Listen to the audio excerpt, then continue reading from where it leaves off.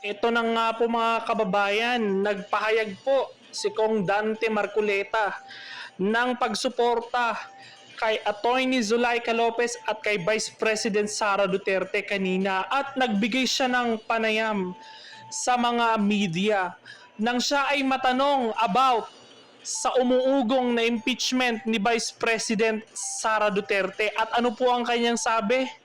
Diyos ko po, nagsasayang lang sila ng pera. Yan po ang naging tugon ni Kong Rodante Marcoleta kanina sa interview ng media. At breaking news, dadalo po si Kong Dante Marcoleta sa pagdinig ng pagpapatuloy ng confidential na walang kamatayan funds ng Office of the Vice President na gaganapin sa Kamara. Magkikita na naman po sila ng mga buhayang politiko sa Lunes. Siya po ay haharap at kukwestiyonin ang kapalpakan at kabalasubasang pinaggagawa ng mga kongresista sa Kamara. Panoorin po natin ang kanyang naging pahayag sa media. Kumusta po si Atty. Zulaika? Nakita ko nandun sa PR. Kawawa naman, I think she's not feeling well. Medyo problematic ang kondisyon niya. Siguro na-stress yung tao dahil sa pangyayari. Ako rin na-stress ako eh. Kasi pagpunta ko rito, sabi ng driver ko, sir, lakarin mo na lang. Sa kilometro kalahati pala yun. Sumakay ako ng motor. Buti na lang, mabait yung nakamotor para makarating ako dito. Barado na kasi dyan eh. O shoot, first question. So anong next move after dito? Ako? Nang dito po. Umuulan na, baka tayo magkasakit ha. Ano? Anong next move po ni Naviti Sara after dito sa trade? Hindi ko po alam kung anong gagawin nila. Baliw pero talaga tong sa tingin ko, ano na to. dahil, Media na to, pati ba naman yun, tinatanong pa. Anong kinalaman ni Kong Marcoleta doon? May petitions should be filed in the courts of law para po malaman na natin kung tama po itong nangyayari. Sa akin palagay po kasi hindi na po tama. Yung processes and procedures so far taken by the House of Representatives are highly irregular. May motion kayong gagawin sa Tignan mo, irregular na mga pinagagagawa nila. Hearing sa Monday, I think I will attend. Kahit na masama ang loob ko. Yun, naharap ulit si Kong Dante. Nakita nyo naman, nung una akong umattend doon, nagre-raise lang ako ng mga issues about procedures. Sabi ng chairman, hindi na raw ako member. As member, hindi na raw ako pwedeng mag-raise ng procedural issues. Saan ka naman nakakita ng ganon? I am still, and the last time I checked, I am still an elected member of the House of Representatives. At dahil nga, Mga abusado member ako nga, ng House mga of abusado yung Representatives, kasama mo, kahit Kong anong Dante. committee yun. Kaya sabihin nilang hindi ako member, pwede ako magsalita at mag-participate. Kung pipigilan nila ako, di ba nyo naiintindihan kung anong klaseng procedure, kung anong klaseng tuntunin na ang meron kami. Ang 17 taong ko na sa Congress, ngayon ko lang po nakita ang mga pangyayari ito. Isipin mo yan ha, pang 17 taon niya. Na-stress ako kung bakit nangyari ito. Ito lamang pagdinig na ito in aid of legislation. Kayo po na nasa media, alam kong nalalaman na ninyo, hindi na po in aid of Wala, legislation. bulag ang media. Kung totoo Hindi po, nila makikita yan. Mga bayaran niya mga media na yan eh. Yung paggasta at kailangan po natin busisiin. Tama naman po yun. Lahat tayo katungkulan natin maging transparent, maging accountable. Ang tanong, ang House of Representatives po ba ang gaganap sa tungkulin ng Commission on Audit? Pagka Tama. tanggalin na po natin ang COA sapagkat sila na po ang nag-audit. Wala po sa tungkulin namin ang mag-audit. Kung sasabihin nila, hindi kami nag-audit. Ang ginagawa namin is investigation in aid of legislation. Okay, kung yun ang ating objective, bakit isa lang inimbestigan natin?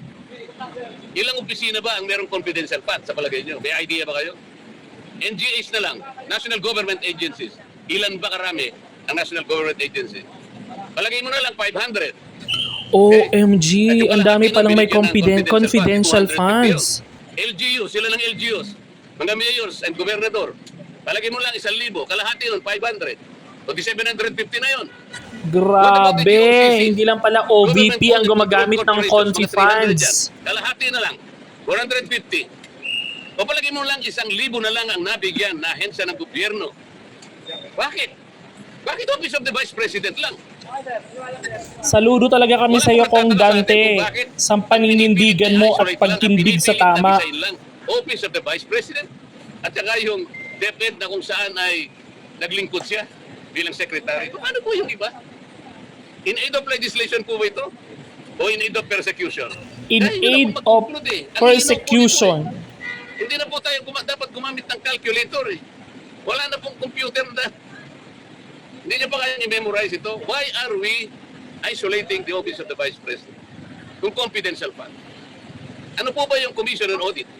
Ito po ay independent constitutional body. Bakit kami po ang gumagawa? Isipin mo, Tanungin po natin, independent, sa Lunes po, ako po pinapakialaman ay ng mga kupal na ng mga kongresistang hearing ito. po, ipagpapatuloy po yata ang pagdinig tungkol sa bagay na ito. Pipilitin kong pumunta ron. Yo! Sana po'y walang mga away, sana po'y maging sensible, sana po ipakita nila the better arguments. Wala na po sanang agawan ng hopya para tayong lahat po ay masaya. Para lahat maginabang po ang taong bayan. Ibig ko sabihin, sensible questioning, sensible arguments, wala na po kasi yung quality of debates eh. Wala na po eh. Noon po yung Wala na pasok talaga, sa wala Congress, nang buhay napakamaingat ang namin pangingipagpalitaktakan dyan sa Congress, sa Kamara. Ganun kami. The distinguished Congresswoman from Leyte. Eh ngayon po hindi. Duduruin ka pa eh. Sabi pa ng sasamahan pa yung panlalaki ng mata eh. Are you rebuking this committee? Nakita po kayo ng ganun. Oh, si Benny Abante ang gumawa sa iyo niyan eh. Itong pastor na to, naturingang pastor baboy. Kung hindi po nyo nakikita ang nangyayari. Hindi po namin trabaho ang mag-audit. Yun pong audit observation memo o kaya notice of disallowance. By their very nature, ito po'y confidential. Confidential po eh. Bakit po ang House of Representatives kukunin nila po yung mga dokumento at sila mismo ang gagawa ng gawain ng COA? Ang ibig bang sabihin, gagawa po ba sila ng batas para i-abolish na po ang COA? Hindi po nila magagawa yun. Para ma-abolish mo ang COA, i-amend mo yung saligang batas. Nakakaintindihan Hindi. po tayo? O malamang sa malamang ang gustong gawin ni Martin Romualdez, baguhin ang saligang batas ng Pilipinas. Convicted na po siya, di ba? Criminal na siya. Eh, kasi naman, hindi pa final na nag-secretary. RTC lang po ang nagpakulong. Grabe naman kayo kay Franz Castro, kriminal naman. Hindi naman siguro. Ngunit meron po tayong mga appeals. Pwede siguro po nag-appeal sa Court of Appeals. Kung sakasakali pong ma-confirm naman ng Court of Appeals yun, ma-affirm, pupunta pa po siya sa Korte Suprema. Ang Korte Suprema lang po ang final and executory arbiter. At pagkatapos po nun, kung sakasakali na i-affirm ng Korte Suprema yung naging hatol ng mga hukuman sa kanya, doon pa lang po siya makukulong. Nako, bigyan ng leksyon si Franz Castro ng matuto. Siya hindi nakukulong, siya ang nagpakulong sa isang abogado. Actually, nakaka-insulto doon sa paraan na sinasabi niya, itong abogadong ipinakulong nila, ang sabi nila, obstruction of procedures. Baka hindi niya naintindihan kung ano yung obstruction. Ang una pong nag-obstruct ay yung Commission on Good Government. Ang pangalan po kasi ng ng committee is Committee on Good Government. O salaminin natin.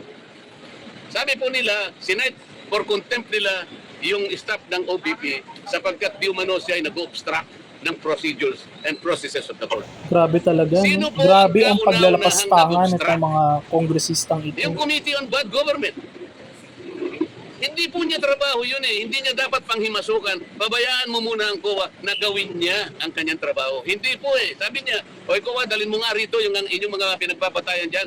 Siguro ang babagan nyo, kami na ang gagawa niyan. Ang tanong, gawain ba ng Congress ang mag-audit? Eh sabi ko nga po sa kanya, at magitan ng isang programa ko kahapon, palagay ko dapat mungkahi sa kanya, mag-resign na muna siya na member ng Congress at kung sakali pong siya'y tatanggapin na COA auditor, at saka po siya mag-audit. Wala yan, si Franz Castro. Dapat sa bundok, kasama si Paduano. I-hire ng COA, at nakita na na pinakamagaling mag-audit, okay na po sa akin yun. Pero huwag ka muna maging congresswoman. Mag-auditor ka na lang muna. Para po yung gawain natin nasa mandato. Yun lang po yung gusto Malupit, kong ipaliwanag good sa inyo. job. Sir, Marco, sa pagbisita ni VP Sara, meron po ba kayo nakita ng paglabag?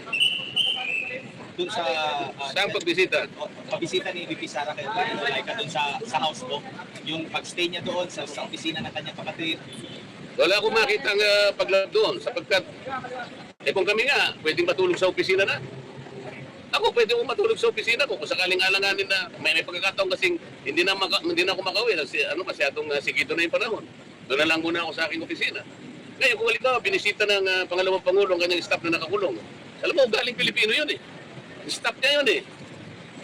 Eh kung ako parang sumakit na yung loob ko sa nangyari sapagkat itong abogado, sinasabi niya lang, nakita ko kasi yung ibang bahagi ng proceeding. Parang ang pinagtuunan nila ng pansin, yung pagsulat niya sa COA na sinasabi niya, dapat kayong magpakadalos-dalos, wag muna ninyo silang bigyan ng dokumento sapagkat hindi pa conclusive yung audit observation memo. Totoo naman yun eh. Hindi po conclusive yun. Appealable, hindi final yun. Contestable po lahat yun. Ngayon, ginagawa lang ang tungkulin niya bilang isang abogado. Yun ang pagkakaintindi niya. Maski ako gagawin ko yun eh. Bakit niyo bibigyan sila ng dokumento para silang umako sa gagawin namin, ginagawa pa lang namin ang tungkulin namin. Halimbawa po sa isang nagluluto. Nagluluto pa lang po ako eh. May nakialam na po, sabi niya gano'n, bigay mo nga sa akin yung sandok na yan. Teka muna po eh, paano? Bigay mo nga sa akin yung ganito. Hindi po eh, kami ang tagaluto rito eh, ba't po kayo nakikialam eh? Kami po ang nasa kusina, kami po ang tagaluto rito. Bakit po kayo nakikialam? Ngayon, sinabi ng abogada, hindi pa po luto yan eh. Niluluto pa lang namin at saka niya lang po tikman. Pag naluto rin, saka na lang po kayo gumawa ng paraan, i-criticize niyo po kami yung pagkakaluto po eh. Ano po eh, hindi tama ang pagkakaluto eh. Eh hindi po eh. Niluluto pa lang natin. Yung mga sahogin nilalagay pa lang natin, yung mga sangkap inaalay Ang lupit ng paliwanag mo, Kong Dante. Malupit ka talaga. Ako mas magaling sa'yo. Hindi po eh. Hindi po gawain, ulit-ulit sinasabi ko sa inyo. Kung ang pinag-uusapan in aid of legislation, nasaan po ang legislation na kanilang ginagawa? Sir, may naririnig ba kayong impeachment kay VP Sara sa House? O naririnig ko lang, pero alam ko papunta sila ron. Yan pa ang isang kabalintunaan. Yan pa yung isang hindi ko maintindihan. Naghahanap sila, nagmimina ng ebidensya. Kaya nga nila Bistado na kayo, bistado na. Buhayang Martin Romualdez. Kung talagang totohanan, kung talagang para sa bayan, maging accountable tayong lahat. Sa dinami-dami po ng mga ahensya na pinagkalooban ng confidential fund, bakit po nag-iisa lang? Bakit po pa ikot-ikot kayo sa nag-iisang ahensya? Wala na po ba kayong pakialam doon sa iba? Anong klaseng gawa dito? Paano tayo makakagawa ng isang matibay, ng isang katanggap-tanggap na investigasyon? Kung sa dinami-dami ng mga ahensyang nabigyan ng ganong klaseng pondo, isa lang at tutubisin. Kaya nila ginagawa to para sa impeachment, sir? Tingin niyo? Isa sa paraan, baka sakaling makakuha siya. Hindi po ganun nga eh. Baliktad po ang nangyari eh. Hindi po kayo ang gagawa niyan. COA po ang magpapatunay kung ang pagkakagasta po ay hindi tama o tama. Kayo po ay walang mandato na ganyan. Yan po yung pinipilit ko sa kanila. Ang problema, pag ako po ay nagsasalita ng ginto, ina-advise ko po sila, wala naman silang makita o magamit na ibang argumento para sansalain na sinasabi ko that they should provide a better argument. Sabihin nila kung nagkakamali ako, wala naman silang masabi, aagawin na lang yung hopya. Yan lang naman eh. Pero tingin niyo gugulong ang impeachment if ever i-file? Diyos ko. May numbers ba? Hindi ko alam. Napadiyos ko si Kong Hindi Dante ko alam ah. kung gagawin nila. Nagsasayang lang sila. Napakarami pong problema ng bansang ito. Napakarami problema ng bansang ito. Dahil sa nangyayari, may nakikita ba kayong constitutional crisis? Maaaring mangyari yun. Malamang sa malamang, pwedeng mangyari ang political crisis sa Pilipinas. Opisina ng Vice President. Nagkataong pangalawang pinakamataas na Pangulo, pinakamataas na opisina sa ating bansa. Bakit po nagkaganito? Kung meron mang nakita, kung meron, bakit hindi hayaan po yung proseso na gumulong? Wala, malinis. Nakikita natin na talagang pinupolitika lang ang opisina ng Vice President. Kung gusto nyo talagang gugulin ang panahon ninyo sa ganito, tawagin po natin lahat ang mga opisina na pinagkalooban ng confidential fund. Yan ang maganda. Ipatawag lahat para magkaalaman. Ang Pangulo, merong confidential fund. Kung last na lang po, Mayor. Sinabi po ni Congressman Pulong Duterte kay Vice President Sara na ikinakahiya niya na miyembro siya ng 19 Congress. Ikaw po bilang congressman, ano po masasabi niyo? Malapit na ako mapapahiya. Patay! Hindi lang pala si Kong Pulong, pati pala si Kong Dante. Nakakahiya talaga. Hindi ito yung House of Representatives na pinusukan ko noong 2004. Hindi po ganito. Malapit na po akong mag-graduate next year. Ngayon ko pa makikita ang lahat na hindi dapat gawin ng isang institution kagaya ng House of Representatives. Ang House of Representatives po ay isang parliamentary institution. Dito po ginagawa ang lahat ng pagdidebate. Lilitaw po dito yung makatwirang pangangatwiran kung anong argumento ang mabisa. Hindi nila dapat sansalahin, hindi nila dapat pigilin ang magsasalita sapagkat pare-pareho members ng Congress. Sir, yung in aid of legislation na hearing, meron na po bang bill na nabasa kayo? Or meron na ba silang plano? Nabasa na ipabasa? Yung meron silang naipasang bill sa extrajudicial killing. Pag-uusapan ba natin yun? Basahin po ninyo, nakakatuwa, nakakahiya. Sapagkat akala niya, kailangan po malaman ninyo kung totoo na in aid of legislation po ito. Nakapagpasa na po sila ng panukalang batas October 11, 2024. Batay pa nilang tumigil. Meron na pala. So hindi na in aid of legislation, tapos na, di ba? Ang hinahanap nila yung makagawa ng batas tungkol sa EJK. Nagawa na eh. Na-file na October 11, 2024. Batay mo tumigil. Meron ka bang gustong gawin siguro? Di ba? Kung ano po masasabi niyo sa sinabi po ng Vice President Sara Duterte na ang gobyerno na ito ay walang patutungo. It is nothing. Wala akong magagawa kung yan ang sentimiento ng Vice President. Nasa kanya yon. At lahat naman ng tao ay pwedeng magpahayag ng kanyang opinion. Hindi ko kayang agawin sa kanya yung opinion na yun. Lahat po tayo mayroong sarili-sariling opinion. May karapatan tayo na magsabi kung anong nararamdaman ng bawat isang Pilipino sa kanyang pamahalaan. Nakita po natin mga kapatid, narinig po natin ang mga naging pahayag po ni Kong Dante Marcoleta. Siya po ay nakapuntos na naman ang kanyang mga binitawang salita, ang kanyang mga birada about sa pagwalang habas na panggigipit kay Vice President Sara Duterte at dito po kay Atty. Zulaika na nagtatrabaho lamang. Napilit nilang ipinapabagsak dahil hindi nila kayang pabagsakin si Vice President Sara Duterte, ang kanilang tinitira ay si Atty. Zulaika. Bumisita po si Kong Dante Marcoleta kay Vice President Sara Duterte at ito po nakita naman natin nagbigay ng pahayag, no?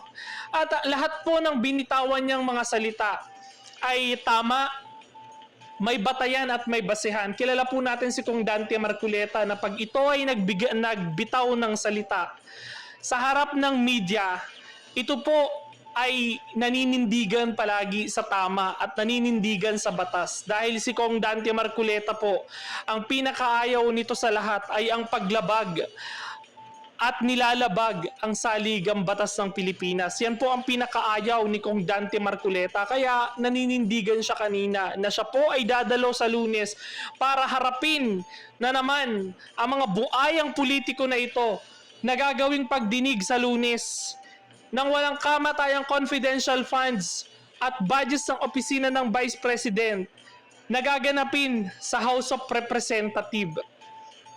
Titignan natin kung ano ang magiging galaw nito dahil umuugong na po at nakikita natin na mukhang palapit na ang kanilang binabalak na pagpapatalsik sa opisina at kay office ay kay Vice President Sara Duterte. Mukhang anong sa tingin niyo mangyayari mga kapatid? Matutuloy po ba ito o ito po ay may patutunguhan o ito ay gagamitin lamang nila pamumulitika? Yan po ang sabi po ni Congressman Rodante Marcoleta. Ito po, nakikita niya po ay pamumulitika lamang ang ginagawa kay Vice President Sara Duterte. Kaya tignan natin mga kapatid, ano ang magiging takbo ng isyong ito, no? Kayo ba mga kapatid, kumusta po ang inyong araw? Kayo po ba ay nabahala? Kayo po ba ay nabuisit sa mga kaganapan sa naging isyong panglipunan ngayong araw? I-komento nyo po at inyong mga pahayag, suggestion dyan sa ating comment section mga kapatid. Maraming salamat po.